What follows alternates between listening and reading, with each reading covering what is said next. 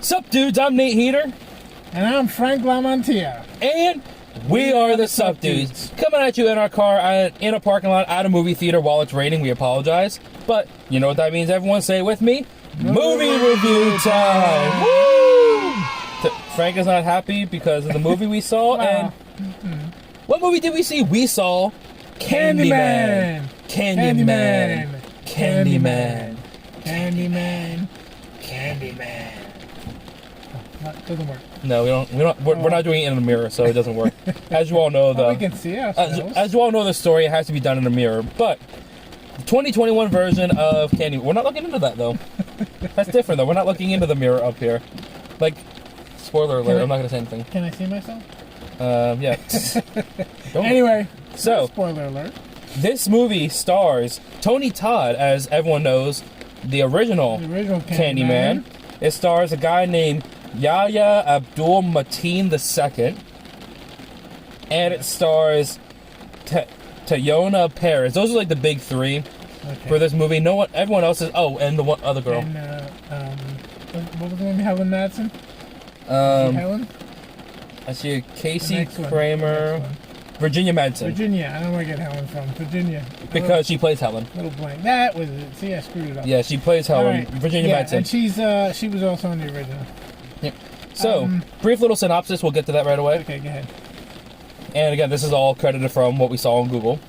In present day, a decade after the last of the Cabrini Towers were torn down, Anthony and his partner move into a loft in the now gentrified Cabrini.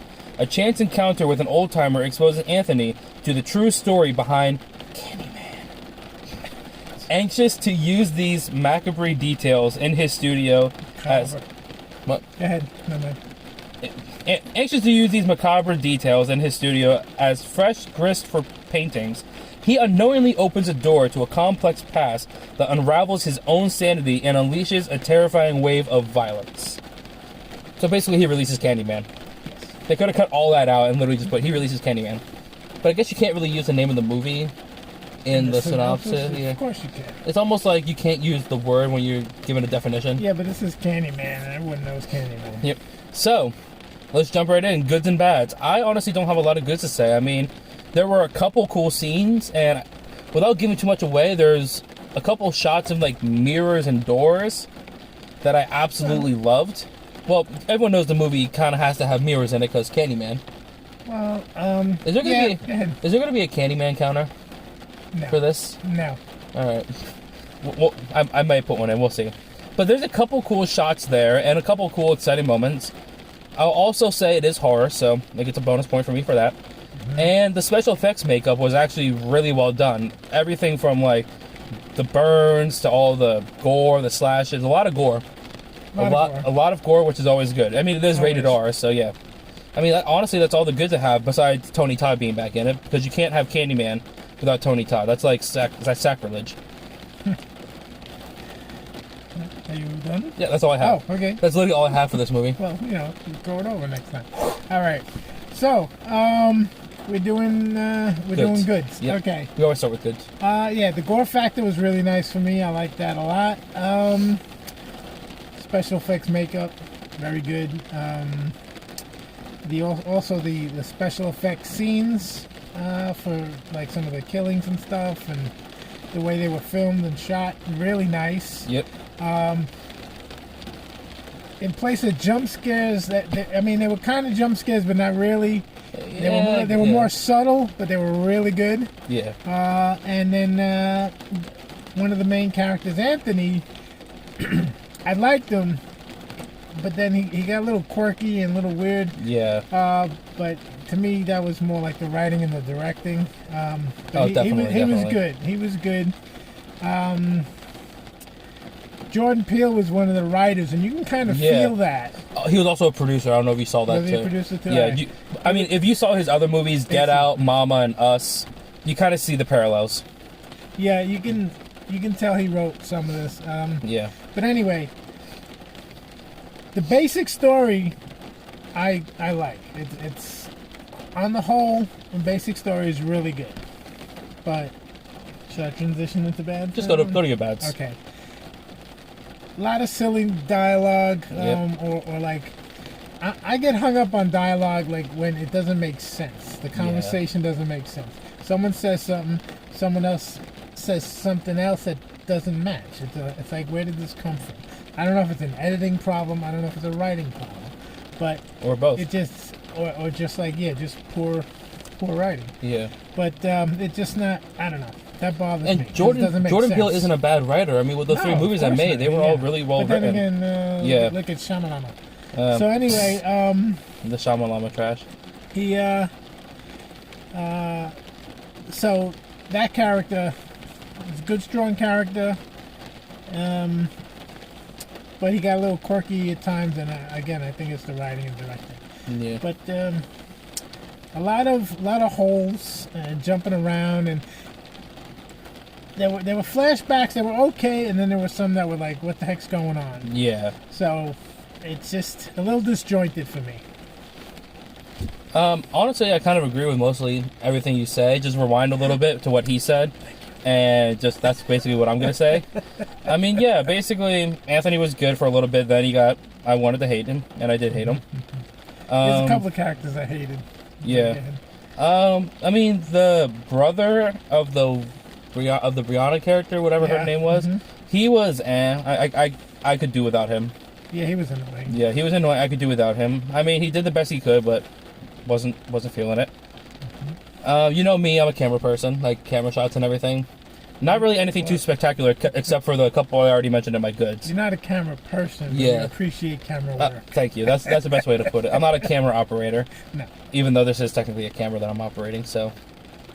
Go ahead. So, just not really feeling a lot of the camera work in this movie, except for the couple, like I said before. I feel like I just repeated myself, but whatever. That's basically it. There wasn't really a lot to this movie. It's an hour and a half long movie, and it was a movie. Yeah, it was. I mean, all right. For horror, I've said it before. I have very low expectations from horror movies these days because they tend to disappoint.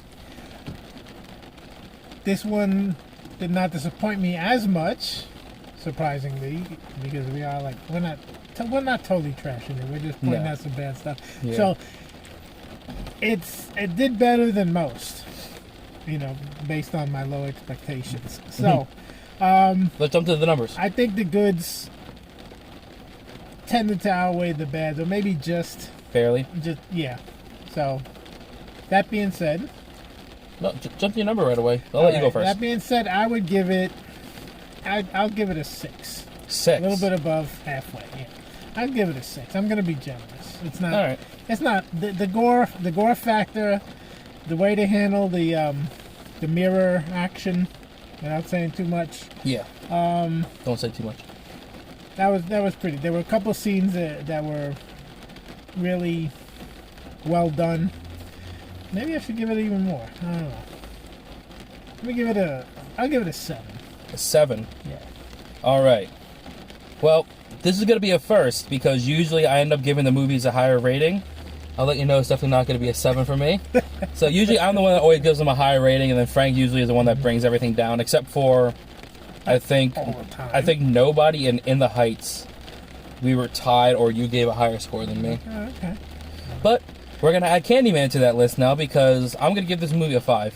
Oh, wow. I'm going to give it a 5. There was just too much of the bads for me that couldn't justify the gore, the special effects makeup, and the couple of shots that we talked about. There was just too much that I didn't care for. I got bored halfway, not even halfway through. I was getting bored in the beginning. It was a slow start. Yeah, it's a slow start. It's a slow start. There's a lot of slow spots in it. Yeah, and I understand you have to have a couple slow spots to get people back down to like comfort and then get more chance to scare them. But at the same time, they can't drag on for too long. I felt that they dragged on too long, so I'm gonna give it a 5, which means our average score is gonna be 6. 6.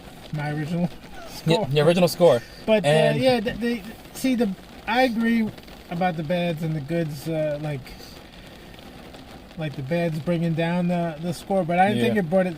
It was more tolerable for me, and the goods were really good, so that's why I went up a little. Yep. So, like we said in the last video, we're gonna start showing our top 10s. Unfortunately, Candyman doesn't make the top 10 list. It stays the same as what it was last week. There it is. No change at all for the top 10. Hopefully that changes with the next one, because I want to see some new movies on this list. Even though we just started the list, but hey. Well, hey. I like to see new movies get put on there. It's up to the movies. Yep, we got to see. And it's up to us to pick the right movies. If they're good, they'll come up. Well, you never know. Yeah, that's true. All right, guys. It's a crapshoot. Oh, yeah, definitely.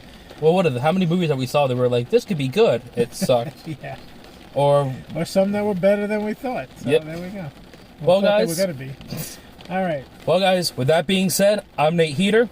And I'm Frank Lamontia. And we are the Subdudes. So long. Bye. I kind of want to do the green screen next time with the whole like Candyman. Yeah, well, we got to do. I think can't do it, Candyman. But we'll see. No, we got to do something else. else. We should let them decide in the comments if we should get a green screen behind everything. Should we get a green screen? Yeah, we should. We'll think about it. Let us know.